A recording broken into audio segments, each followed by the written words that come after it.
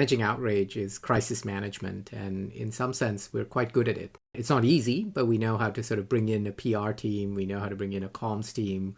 We know how to put out fires. The age of outrage indicates that there's sort of a systemic nature to this problem. The list of problems that you have to solve keep coming. And so you've got to find a way to sustainably deal with this while doing all the other things that you have to do in an organization.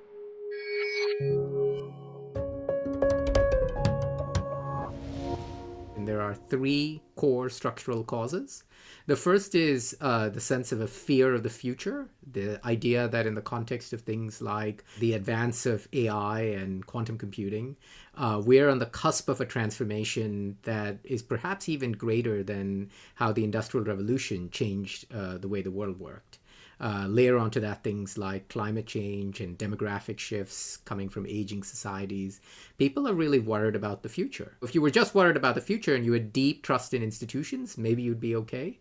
But we're also, and this is the second factor, living in an age where people feel they've been dealt a raw deal. People feel that the rules of the game are rigged, that they're not working for them. And then the third factor that really matters here is what I call an ideology or ideologies of othering. This is sort of an abandonment of Enlightenment values that somehow we're all in this together and instead return perhaps to our tribal instincts, which us versus them, seeing the world in that kind of lens. Put these three things together, and this is the age of outrage.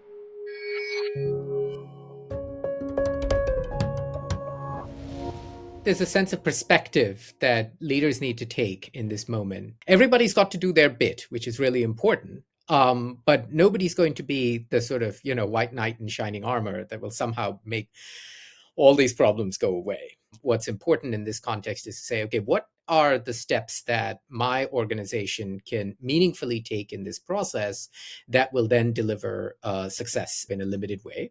And that success is then the basis on which I can build trust to do a little more. So it requires that sense of incrementalism so that you don't bite off more than you can chew. If you do bite off more than you can chew and you don't deliver, people will get angrier. There is this tendency amongst particularly high organizational management to see themselves as somehow the saviors of this moment.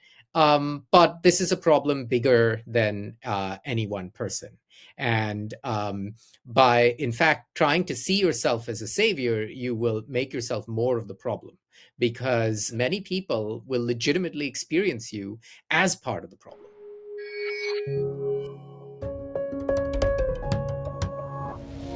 The framework has 5 elements to it.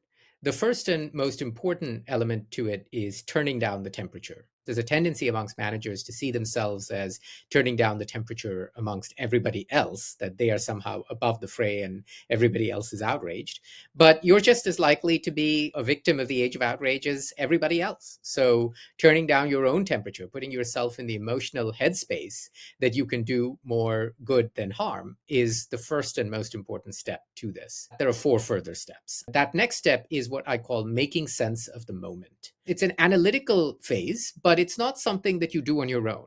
What you need to do that is a trusted community of people who have diverse perspectives. So those are 2 really important words. A, that they're trusted in the sense of they trust you enough to be able to speak truth to power. And B, that they're diverse in the sense of they have different lived experiences from your own. But if you're going to have the committee, you want to make sure that they're seeing things that you don't see. Once we've done that, we then have to do a little bit of determining what our strategy is, what I call scoping and bounding the response. What are the situations in which I will lean in as an organization, and what are the situations in which I will lean out? And it turns out that organizationally, some of these decisions would have already been made for you as a result of your past commitments, right? So being able to do an audit of your past commitments and say, okay, what are people expecting of me? What are some implicit promises I've already made? Therefore, I should lean in or lean out on this issue. Once you've done that, you actually now have to implement it. So that's the following step. That requires a careful analysis of power Now, there are pro social ways in which to deploy power, and then there are anti-social ways in which to deploy power. And especially in an age of outrage, you can't just go about ordering people to deploy, to do what you want them to do. So it's about thinking about your power deliberately. All of these other steps we talked about, turning down the temperature, making sense of the moment, scoping and bounding responses, doing sort of a mapping of your power so you can implement your plan. These are all really hard to do. And so you need to take the time for yourself personally and for your organization as a whole to rebuild your resilience. That's going to be critical. So, rebuilding resilience is that final part of the framework.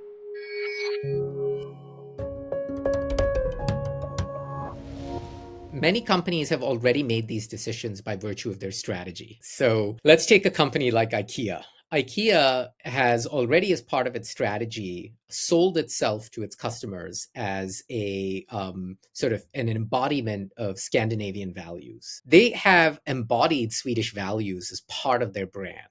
For them to then say, oh, when it comes to sort of, certain issues, we don't want to reflect Swedish values, we want to sort of just be nakedly opportunistic, that will come back to bite them. They've already made a decision implicitly, whether they like it or not, and it's connected to their strategy. So it depends on the company and it depends on, the strategy. And actually, companies have fewer degrees of freedom on this issue than they might first imagine that they do. There's a heightened sense of vigilance that your stakeholders will have if they perceive you to be, say, hypocritical or out of whack with your commitments. And people have much shorter fuses than they did earlier, right? So that's going to come back to bite too. 30 years ago, people may have been more forgiving. They're a lot less forgiving today.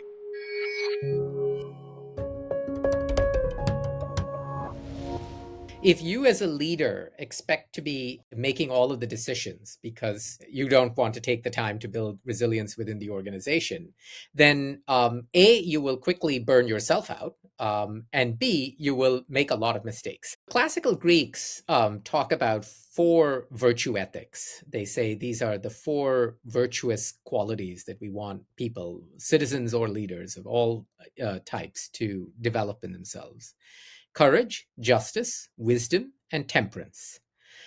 Courage gets a lot of play in leadership development manuals and in business school classes on leadership. Justice gets a lot of play too. Wisdom, to an extent, also. The one that perhaps gets underplayed is temperance. And temperance is almost a bad word when it comes to leadership. It's seen as perhaps not standing for anything. But actually, that's not temperance at all. And in fact, if you think about some of the most temperate leaders in the course of the last few decades, two names come to mind. One is Nelson Mandela, and the other is Yitzhak Rabin. And they're both very, very strong leaders. They're both leaders who very clearly stood for things. There's no doubt what Yitzhak Rabin or Nelson Mandela stood for. In fact, they spent a good bit of their lives championing the things they were passionate about. But when they were in pivotal moments in their careers, they recognized the need not to enforce their worldview, but to use that moment to create the conditions where a collective worldview could emerge.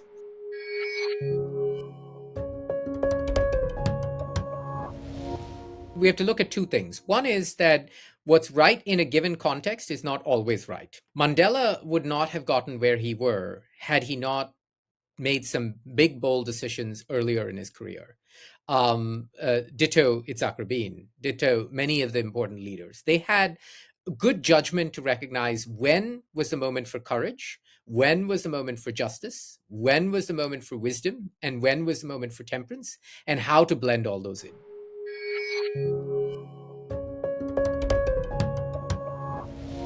I first started with the idea of teaching a course around this topic of how to lead in a polarized world. I reached out to some friends, people in my network who were operational leaders of complex organizations. And I said, why don't you come to my class and bring to us your hardest management challenge in this age of outrage? But don't tell us what you did. Just bring the hard challenge and then let us, Socratic method style, case method style, let's figure out, as a class, how we would solve this problem. And I also said, bring your best piece of reading on the subject. That was the sort of first iteration of this course, and over the course of the 7 8 years that we taught it, it got gradually, richer, more deeper protagonists and stories, and better readings came to light. And then at the end of that process, when I stepped down as the director, I said it would be a shame to lose all of this energy we had built over the course. So I wrote a little essay called Managing in the Age of Outrage, and I sent it to my editor at Harvard Business Review. And he said, this is great. We'd love to publish it as a feature in the magazine, but it's too short. It should be a book.